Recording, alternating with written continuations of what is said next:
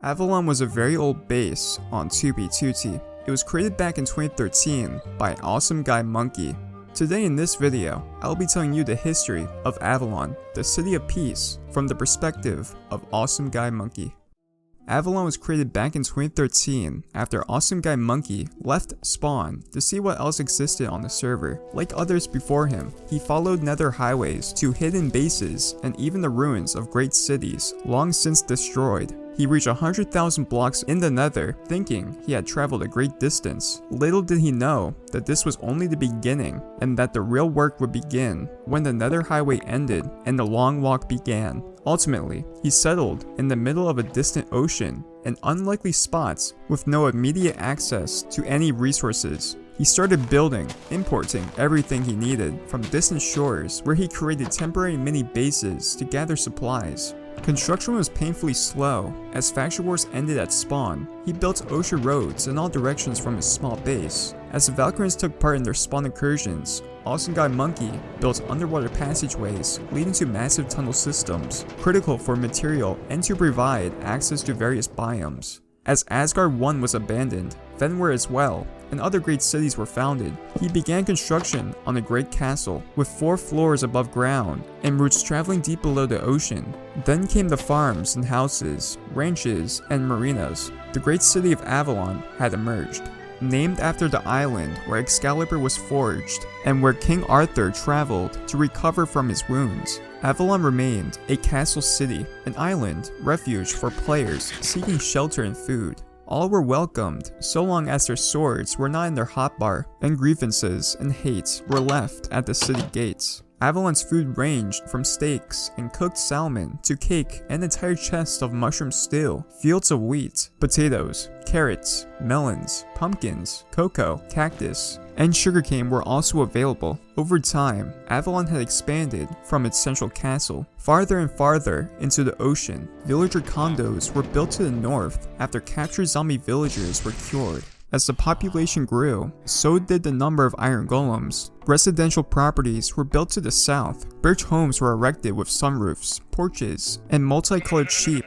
as household pets. Other builds included nether brick homes with fireplaces and pools, and prismarine brick homes filled with pigman families and sponge beds. To the west, man-made mushroom islands were created complete with mushrooms and mycelium imported from far away. To the south, a second courtyard and ranch was constructed with grass, birch, oak, acacia, jungle, and dark oak trees, also including a central fountain. Gardens were later added to the castle, offering a more colorful oasis within the castle walls. Around the central core of the city, floating forests were constructed. Ocean roads became lined with oak and other floating trees as well, as was the case with the renovated South Marina, ready to meet those traveling north. The expanding size of Avalon had a powered rail system that circled the central part of the city, with similar systems expanding to the ocean roads. But these still pale in comparison to undersea roads which reach everywhere from taiga and jungle bases to ocean monuments. The city was connected to the nether as well, where other sub-bases existed, with pathways linked to 2 nether fortresses. Avalon continued to grow beyond the confines of the city core. Its new roads and structures weaved across a deep blue sea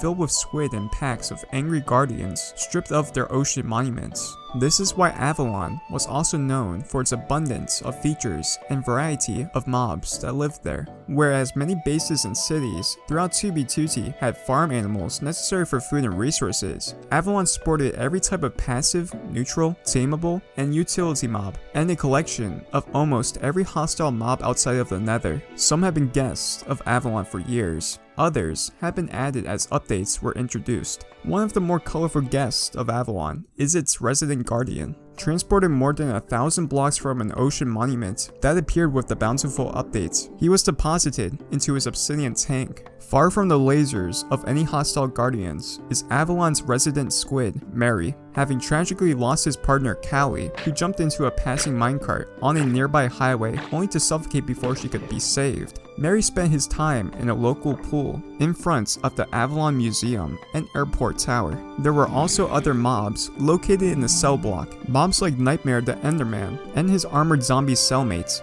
creepers, skeletons, zombie pigmen, and bats. Utility mobs were also found throughout Avalon. Iron golems patrolled the inside of Avalon Castle and the nearby museum. Many also resided at the villager condos, which helped reduce the damage caused by the odd zombie siege. Groups of snow golems were also located throughout the city. Avalon also had rabbits, cats, wolves, sheep, chickens, mushrooms, and more zombie pigmen like Trader Bob, who helped keep stores in place. Everything seemed to be going well, and it was, but nothing lasts forever. This has never been more true than in the case of 2B2T's many great cities. The end for Avalon began with the expansion of 2B2T's nether highways. At the time of Avalon's creation, it was a 200,000 block walk. After exiting the nether, by the summer of 2015, you could ride the nether highway to Avalon's doorstep, but with exposure came many friends and visitors who were able to enjoy sights rarely seen elsewhere on 2B2T. Avalon Air was launched in May of 2015, and passengers took turns riding Avalon's slime block airplanes from Avalon's airport tower to various landing pads outside the city. Guests were able to visit the Avalon Potion shop, complete with its own witch ready to provide you with the brew of your choice, or a splash potion if you got too close. Others could walk through Avalon's expansive lawns and take in monuments to the 3 original incursions of 2B2T. Avalon's library and museum offered a place to take in some of 2B2T's great history. Various artifacts and books were stored there. Those walking through the library's towering pillars would find themselves surrounded by iron golems, while they took in stained glass art and various maps of the city. A mezzanine was also available for those who wanted a better view. A number of old players were invited to Avalon in its 3rd year and built guest houses along the south road of the city.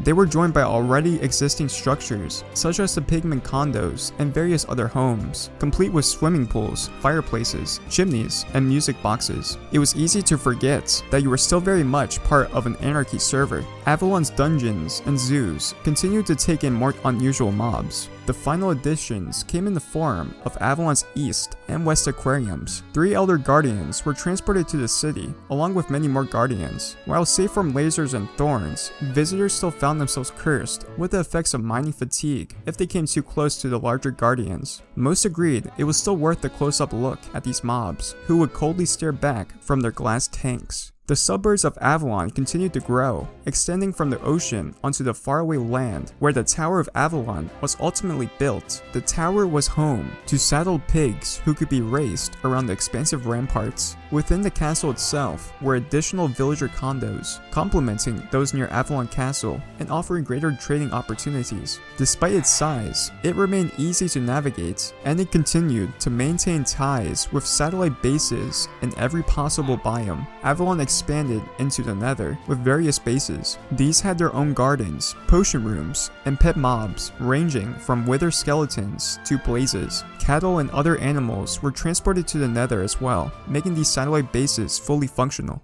In late December 2015, almost 3 years after its creation, Avalon was griefed for the first time. A minor player leaked the coordinates before being encased in obsidian and killed, but he was followed by griefers who took it upon themselves to attack Avalon. Avalon's size didn't permit this to happen overnight, and in subsequent months, Avalon was repaired and destroyed, with various battles along the way. By the spring of 2016, most of the city was left in ruins. The Rusher/Veteran War, which began in the summer of 2016, only added to the damage. The City of Peace, meant to be a neutral haven for all players, was assumed by new YouTube followers to be a vet base that should be attacked. Little was accomplished, apart from the griefing of all already abandoned ruins. Other new players tried to restore parts of the base to a limited degree, but the city was long gone. In the end, Avalon joined the other great ruins of 2B2T, but with its own unique personality. Avalon has been safely downloaded and preserved with the other great cities of 2B2T.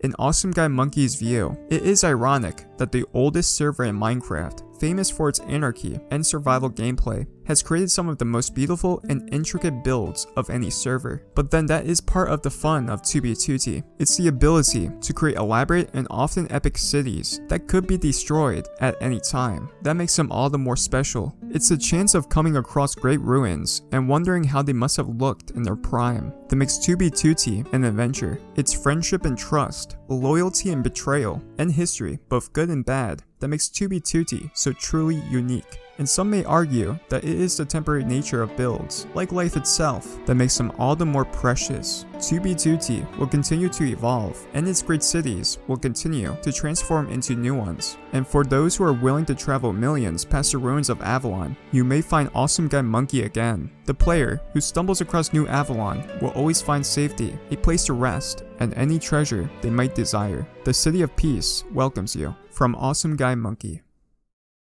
Thanks for watching. I would like to thank AwesomeGuyMonkey for the information for this video. I'll put the 3-part series of Avalon's history written by him in the description. Leave a like and maybe consider subscribing for more information like this in the future. Anyway guys, stay fast and see you guys next time.